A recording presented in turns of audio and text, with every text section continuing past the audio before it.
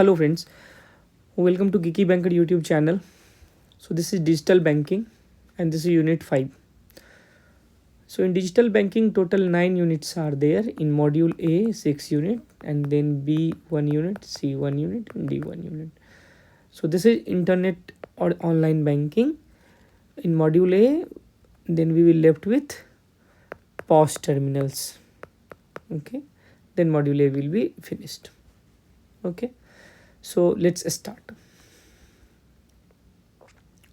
In this module, what we will cover? We will cover brief history of internet banking, how internet banking works, different type of internet banking, feature of internet banking, profitability of internet banking, profitability or you can say कि advantages of internet banking, then risk management and fraud associated with internet banking, then internet banking threats and challenges. Okay, so now first one is कि what is online banking. हम लोग internet banking की बात करते हैं तो बोलते हैं ना कि ऑनलाइन पैसा ट्रांसफ़र कर लेंगे. तो जब हम ऑनलाइन की बात करते हैं तो ऑनलाइन पैसा ट्रांसफ़र कर लेंगे बोलते हैं ना, ऑनलाइन कर देना. आप जब सब्जी वाले के पास जाते हो तो वो क्या बोलता है कि भैया ऑनलाइन कर दीजिए, तो उसके नहीं पता कि आप उसे यूपीआई कर रहे हो या क्या कर रहे हो. ऑनलाइन का मतलब यूपीआई है, मतलब इसे नहीं. नेफ्ट आरटीजीएस सब कुछ ऑनलाइन ही है. ये सब भी अदर देन बैंक ब्रांच, यदि आप अपने मोबाइल फ़ोन का यूज़ करके कुछ भी कर रहे हो, इंटरनेट का यूज़ करके कुछ भी कर रहे हो तो ऑनलाइन बैंकिंग ही है. ठीक है, तो what I have written here, online banking also known as internet banking, web banking और home banking is a system that enables customer of a bank or other financial institution to conduct a range of financial transaction through the financial institution's website और mobile app.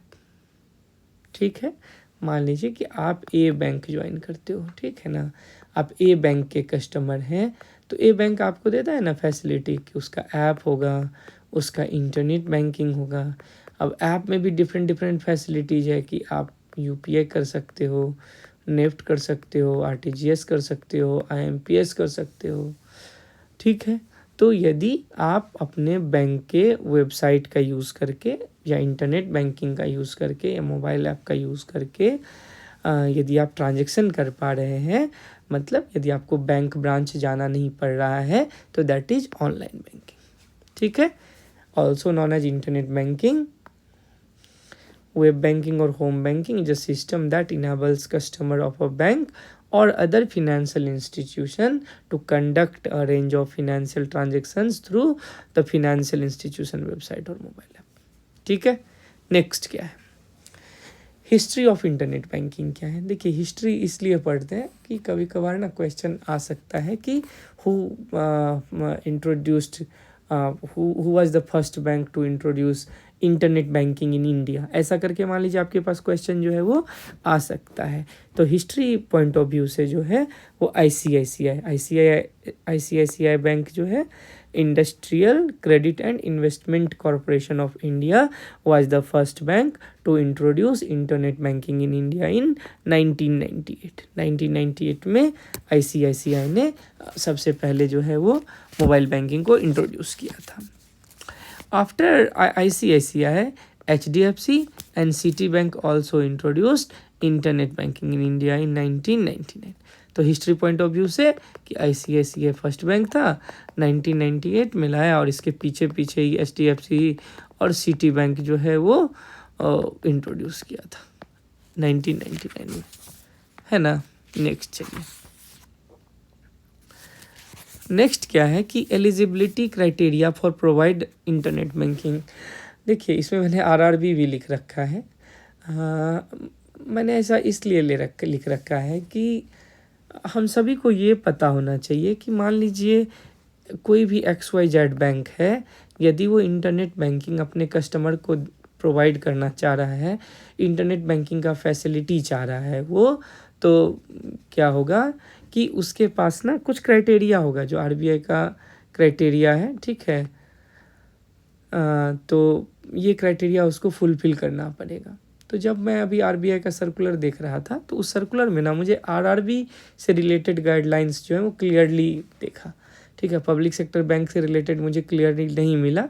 तो मैंने आप लोगों को बताने के लिए कि इंटरनेट बैंकिंग प्रोवाइड करने के लिए सम क्राइटेरिया है, कुछ क्राइटेरिया जिसको फुलफिल करना पड़ता है, तो इसीलिए मैंने आरआरबी का ही एग्जाम्पल ले लिया। जैसे यहाँ पर है कि बोलता है कि bank should have implemented core banking solution, मतलब कि बैंक के पास सीबीएस फैसिलिटी होनी चाहिए।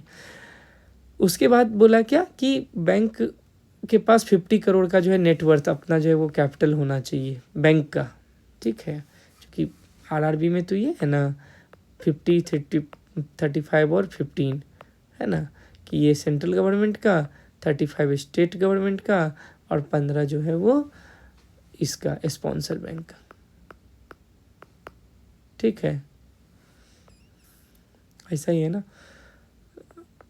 तो इस हिसाब से बैंक का अपना जो भी कैपिटल होगा वो कैपिटल क्या होना चाहिए कि वो 50 करोड़ से कम जो है वो नहीं होना चाहिए, ठीक है। नेक्स्ट उसके बाद जो है हमारा क्या है कि the net NPA must not be more than 5% as on 31st of previous financial year. Net NPA जो है वो 5 से ज़्यादा नहीं हो। अर्लियर था 3 नेट था और शायद 7 जो है वो ग्रॉस था, तो उस पर हमें नहीं जाना कि अर्लियर क्या था नहीं था। अभी के लिए नेट एनपीए जो है वो 5% ज़्यादा नहीं होगा। नेक्स्ट क्या है, the bank need to record profit in the immediate to preceding financial year. मान लीजिए कि 2023 में आप अप्लाई कर रहे हैं, तो प्रीसीडिंग फाइनेंशियल ईयर क्या होगा, 22-23 एक हो गया मान लीजिए, ठीक है, और 21-22 हो गया। तो इस दोनों फिनेंशियल मान लीजिए 2023 के 31 मार्च के बाद यदि वो अप्लाई कर रहा है तो फिर ये एक हो गया ना, अब 2022 से 2023, 23 के मतलब 31 मार्च तक और 21 से 22 31 मार्च तक मान लीजिए। तो इस दोनों में यदि प्रॉफिट हो रहा है तो वो एलिजिबल है, ठीक है। नेक्स्ट हमारे पास क्या है कि there should be no instance of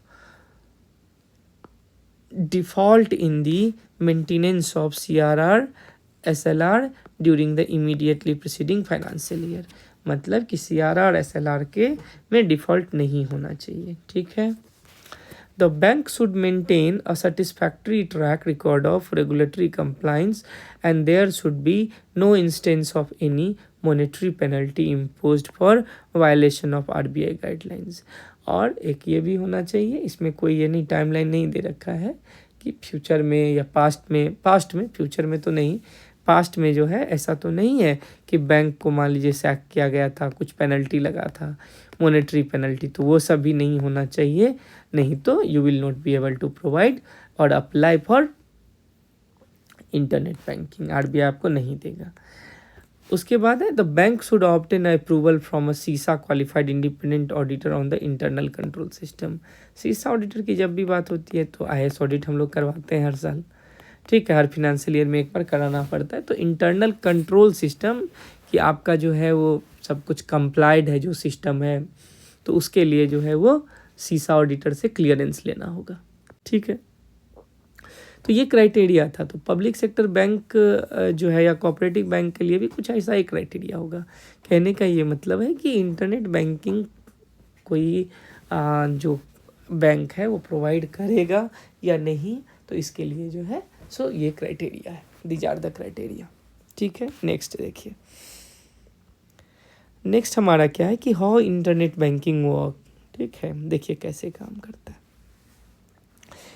देखिए इंटरनेट बैंकिंग जो है वो ATM की तरह ही काम करता है। ATM में क्या होता है, मान लीजिए कि ये एक ATM है, मान लीजिए ये PNB का ATM है, आप SBI के कस्टमर हैं, आप गए यहाँ पे पैसा विड्रॉ करने के लिए कार्ड लगाया, OTP मतलब पासवर्ड वासवर्ड डाले, फिर यहाँ से ये NFS पे गया। पहले जो है जिस PNB का है PNB अपने स्विच में देखेगा हमारा कस्टमर तो नहीं है, नहीं तुम्हारा नहीं, चलो भगाओ इसको, तो ये क्या करेगा स्विच पे भेज देगा NFS पे।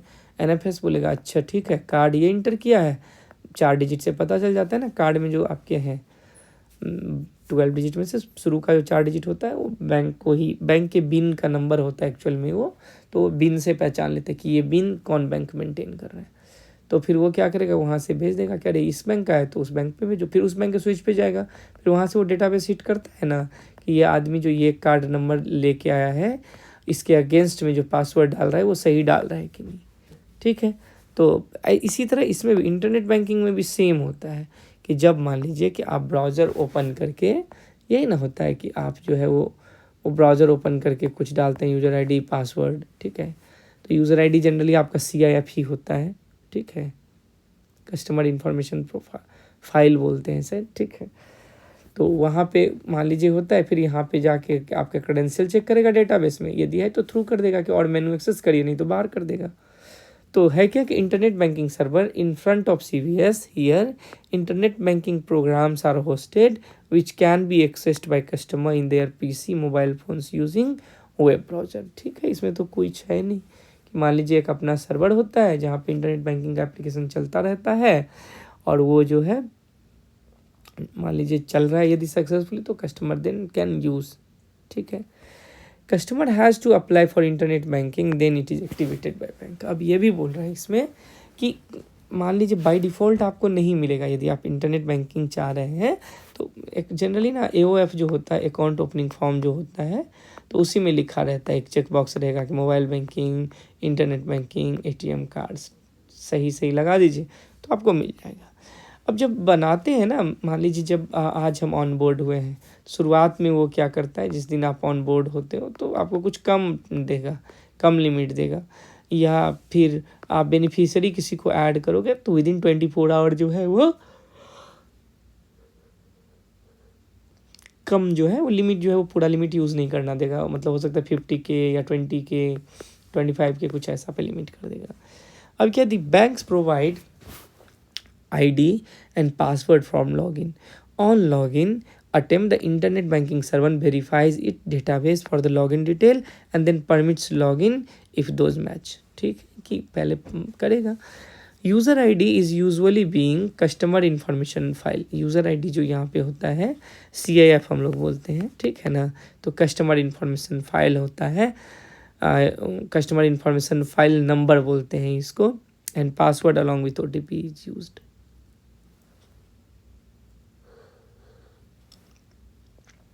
इसको बोलते हैं हम लोग 2 फैक्टर ऑथेंटिकेशन, ठीक है ना। इसको क्या बोलते हैं, 2 फैक्टर ऑथेंटिकेशन।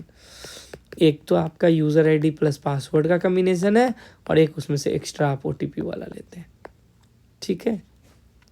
नेक्स्ट देखिए, नेक्स्ट हमारा है कि डिजिटल बैंकिंग का जो ये है हमारा कोर्स, तो वीडियोस विल बी फ्री, ठीक है। In my case, in geeky bankers case क्या है कि चाहे आप CIBIT है या कोई सा भी आप सर्टिफिकेशन करना चाह रहे हैं, तो मतलब objective question will be free but the mock test will be paid, okay. So for mock test you will have to pay, ठीक है। तो मॉक टेस्ट में जनरली हमारा जो है वो इसमें जैसे हमारा 30 अराउंड में मॉक टेस्ट है, एक में 20 to 25 क्वेश्चन है, और ज़्यादा भी जब मैं समझाता हूँ तो जो भी कॉन्सेप्ट आता है इन बिटवीन हम सबको डिस्कस करते हैं। तो ये जो है वो आपके एग्ज़ाम के लिए काफ़ी होगा, ठीक है। तो आप उस मॉक टेस्ट को ज़रूर पढ़िए, ठीक है। और प्रीवियस ईयर क्वेश्चंस है इसमें लिखा हुआ, ऑल्दो अभी हम लोग कवर नहीं किए हैं। मॉक टेस्ट है, 30 मॉक टेस्ट के राउंड है, और वो जो हमारा मतलब स्टूडेंट्स के जो भी फीडबैक आते हैं तो उससे लगता है कि क्वेश्चन अच्छा कवर किया गया, फिर वो टाइम टू टाइम हम लोग रिप्लेस भी करते रहते हैं।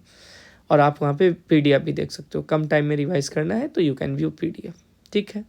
नेक्स्ट क्या है, product feature of internet banking. Product feature of internet banking मतलब हुआ कि इंटरनेट बैंकिंग जो है ना वो क्या क्या फैसिलिटीज़ देता है, ठीक है, क्या क्या प्रोवाइड करेगा। पहले बोलता है अकाउंट डिटेल तो देगा ही ना भाई।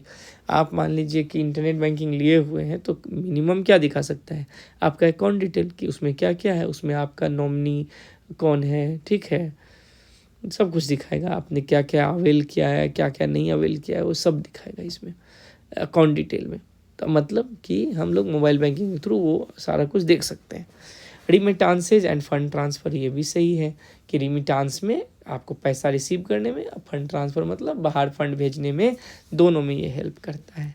मान लीजिए कि नेफ्ट है, RTGS है, IMPS है, तो इसके यूज़ से पैसा आता भी है और पैसा जाता भी है। अब ऐसा तो नहीं है कि हम जो है वो नोट ले जा रहे हैं, ठीक है। यदि हम ऐसे रिमिटांस से फंड ट्रांसफ़र है, मोबाइल निकालिए, आप वहीं पे ब्राउज़र खोल के इंटरनेट बैंकिंग यूज़ कर लिए, जैसा कि मोबाइल बैंकिंग यूज़ करते हैं, और आपको जहाँ पैसा भेजना है भेज दीजिए, या किसी को लेना है आपको किसी से, तो you can just make a call कि प्लीज़ क्रेडिट दिस अमाउंट, कि मैंने आपको दिया था इसमें भेज दीजिए। तो ये जो है वो रिक्वेस्ट सर्विसेज हो गया। नेक्स्ट हमारा क्या है कि bill payment service. Bill payment service क्या है कि मान लीजिए जो भी यूटिलिटी बिल्स हैं, यूटिलिटी बिल्स मतलब आपकी फ़ोन का है, गैस बिल है, क्रेडिट कार्ड बिल है, मतलब टेलीफोन बिल है, तो ये सब भी आप जो है इंटरनेट बैंकिंग के थ्रू कर सकते हैं। जैसे BBPS है ना, तो वैसे ही आप वहाँ पर भी सिलेक्ट कर सकते हो।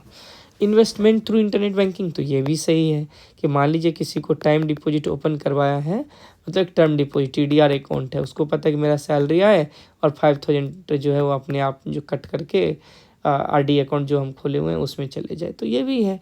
तो इन्वेस्टमेंट आप जो है वो जो कन्वेंशनल इन्वेस्टमेंट है, किसी मार्केट का शेयर खरीदना, तो वो भी कर सकते हो, और यदि आप ऐसे कहीं पे करना चाह रहे हो तो आप वो भी कर सकते हो।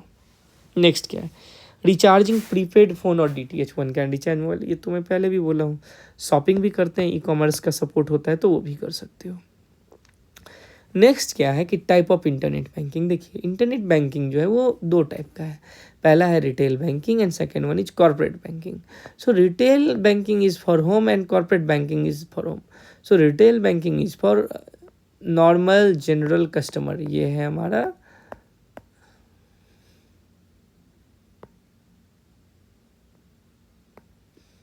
ठीक है रिटेल बैंकिंग में। और ये जो होता है वो क्या होता है रिटेल बैंकिंग में कि ये जो है वो पर्सनल ही दिया जाता है, ठीक है, पर्सनल में।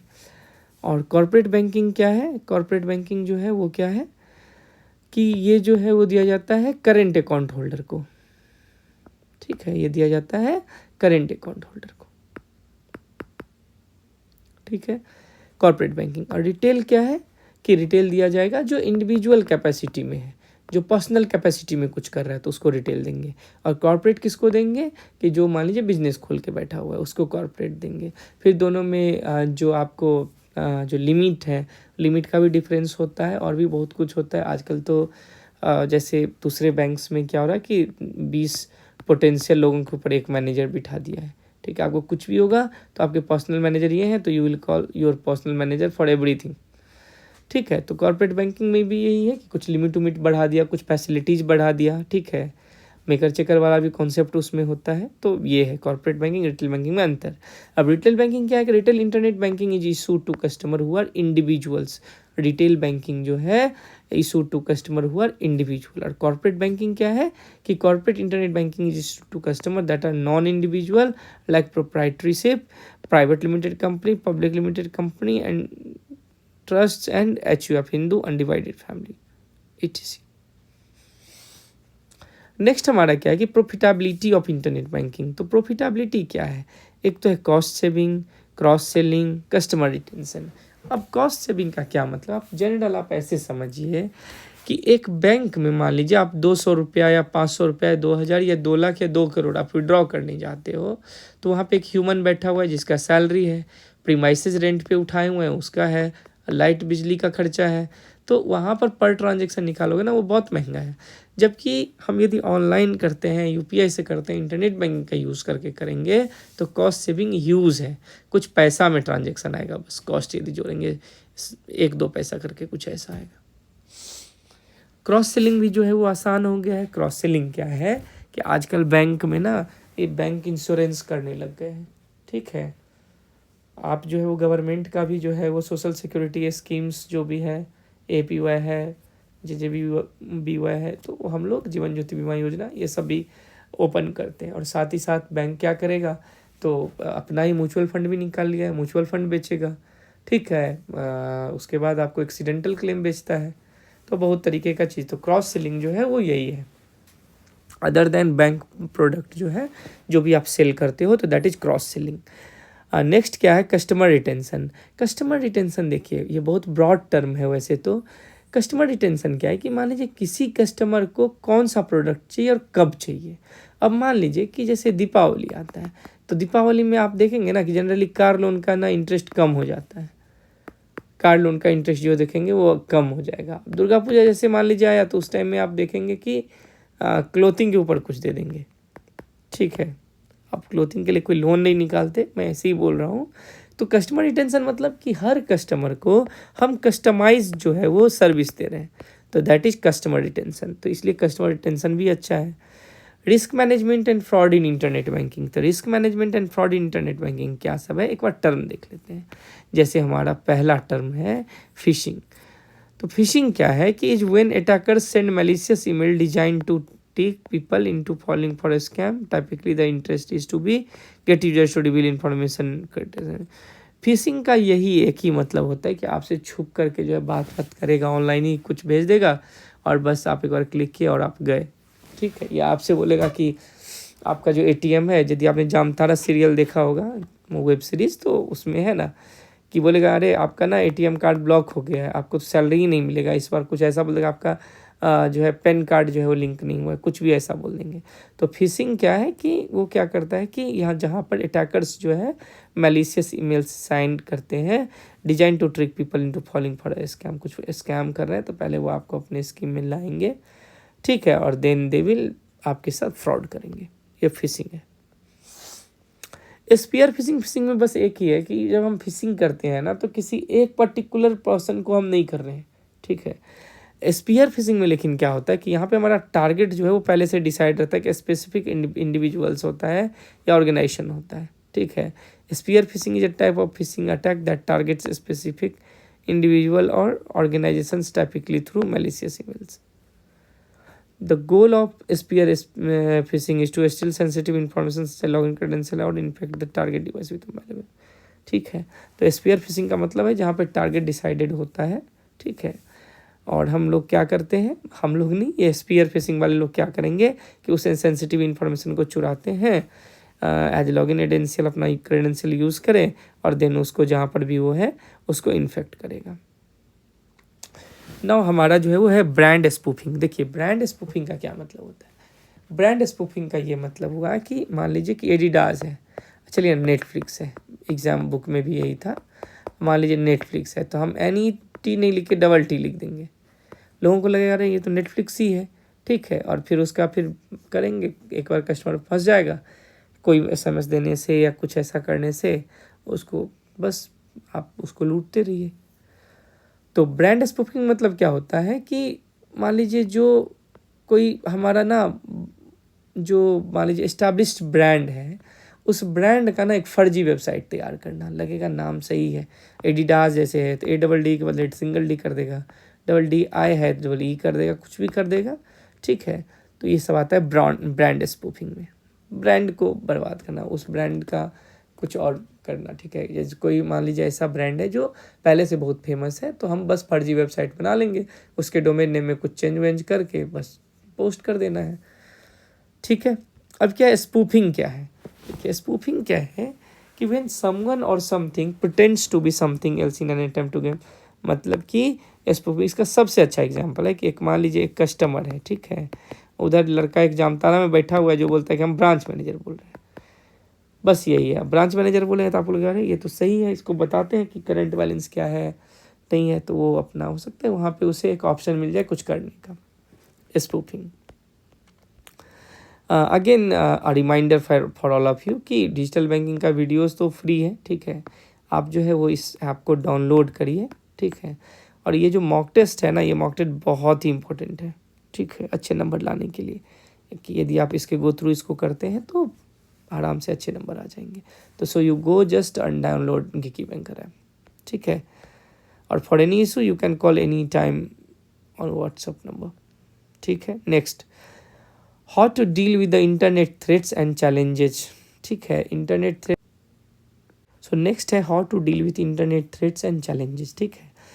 तो इसमें डील कैसे करना है, तो मान लीजिए एक वन टाइम पासवर्ड है, एक यूज़र अवेयरनेस है। वन टाइम पासवर्ड में क्या है कि लॉगिन जब भी करेगा, ठीक है, तो बिना वन टाइम पासवर्ड यूज़ किए जो है वो ये नहीं करना है। और वो वन टाइम पासवर्ड आपके रजिस्टर्ड मोबाइल नंबर पे या रजिस्टर्ड ईमेल पे आएगा, ठीक है। दूसरा क्या है कि यूज़र अवेयरनेस। यूज़र अवेयरनेस मतलब है कि यूज़र को बताना पड़ेगा कि जहाँ पे मान लीजिए HTTPS हो वही यूज़ करना है। जैसे वो की का निशान आता है ना, ऐसे करके बना हुआ, ऐसे करके की यदि हो, या पैडलॉक आइकन जिसे बोलते हैं, वो अपियर हो जाए तो ही आप समझिए कि वो सही है, ठीक है। और हमेशा जो है हमें क्या करना है कि जैसे यूज़र अवेयरनेस में तो बहुत कुछ हम लोग पढ़ सकते हैं। तो पहले मैं कनेक्टिविटी पर्पस से बात कर रहा हूँ कि सबसे पहले आपको ना ब्राउज़र में कुछ सेव नहीं करना है। लोग क्या करेंगे, सेव दिस पासवर्ड, सेव कभी मत करिए, क्योंकि यदि आपका सिस्टम कॉम्प्रोमाइज़ होगा तो फिर आपके कुकी से पढ़ लेगा फटाफट, 2 मिनट नहीं लगेगा, ठीक है। वो यूज़ कर सकता है। आजकल तो OTP वाली बात है तो मुश्किल है करना, लेकिन ऐसा वो कर सकते हैं। अब यूज़र अवेयरनेस में और भी बहुत सारी चीज़ें हैं, जैसे पासवर्ड फ्रीक्वेंटली आप चेंज करते रहिए, उसको स्ट्रॉन्ग रखिए, ऐसा नहीं रखिए कोई भी जो है वो उसको यूज़ कर ले, ठीक है। तो ये सब है इंटरनेट थ्रेट्स और चैलेंजेस को डील करने का तरीका। नेक्स्ट क्या है हमारा कि इंटरनेट बैंकिंग यूज़र क्रेडेंशियल, ठीक है। तो यूज़र क्रेडेंशियल में देखिए क्या सब दिया हुआ है। सबसे पहले वही जो मैंने बताया कि HTTP से HTTPS जो है वो होना चाहिए। हमारा पासवर्ड एटलीस्ट 8 to 12 डिजिट का होना चाहिए, अल्फा न्यूमेरिक कैरेक्टर होना चाहिए उसमें। Avoid having the same password for different website की। एक जगह मान लीजिए ऐसे में क्या होगा कि एक ही पासवर्ड यदि 10 जगह रखिएगा तो एक जगह भी पता चलेगा ना, तो अगले 9 में भी वो फटाफट आपका ब्रेक कर देगा सिस्टम, तो वो नहीं करना है। Not to store user ID या internet bank PIN in the Internet Explorer auto complete function, ये दोनों जो है वो नहीं वहाँ पे होना चाहिए, ऑटो कंप्लीट और, ठीक है। Never to reveal internet banking pin to anyone, the bank will never request for personal information internet banking, मतलब कि जो भी आपका OTP है, OTP किसी को बताना नहीं है। और कोई बैंक नहीं पूछता है कि पासवर्ड क्या रखे हैं, ठीक है। और क्या है, memorise internet banking pin and other security information, destroy the notification immediately and the user should not write to keep record of user ID on internet pin. यहाँ पे क्या लिखा हुआ है कि जैसे मेमोराइज इंटरनेट बैंकिंग पिन, मतलब जो पिन है ना वो आदमी को याद ही रहता है ना। मान लीजिए हम हर बार मेल खोल के देखें कि क्या दिया है क्या दिया, तो ये तो मुश्किल हो जाएगा ना मैनेज करना। तो हमें पता होना चाहिए, और हमें अपना वो भी पासवर्ड तो किसी को बताना नहीं है, ठीक है। तो memorise internet banking, never reveal internet banking pin to others, not to store user ID and internet, not to store user ID, जो भी आपका इंटरनेट बैंकिंग आईडी है, यूज़र आईडी है, ठीक है, उसको जो है वो हमें ये नहीं करना है कि ब्राउज़र में नहीं दे देते हैं हम लोग कि सेव कर लेना है, ठीक है, तो हमको सेव नहीं करना है, ठीक है।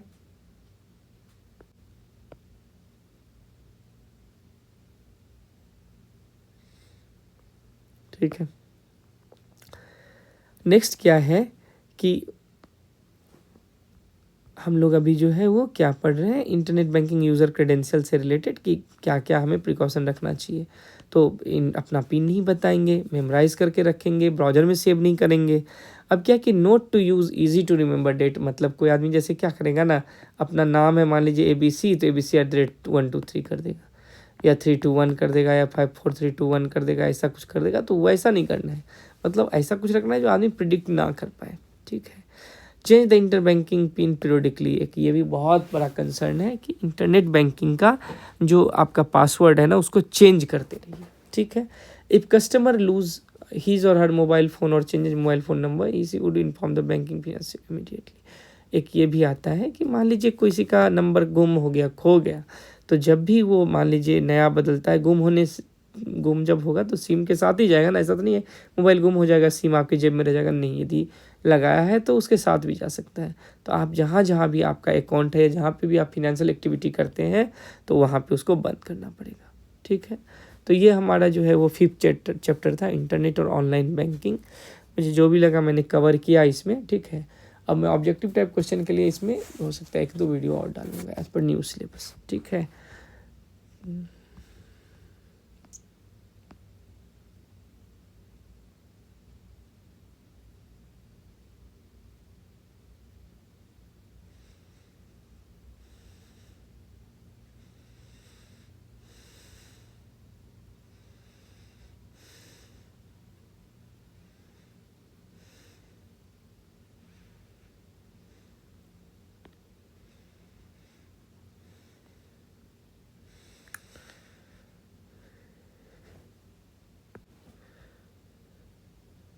ठीक है। तो ये जो है हमारा चैप्टर जो है वो फिनिश होता है। तो थैंक्स फॉर वॉचिंग।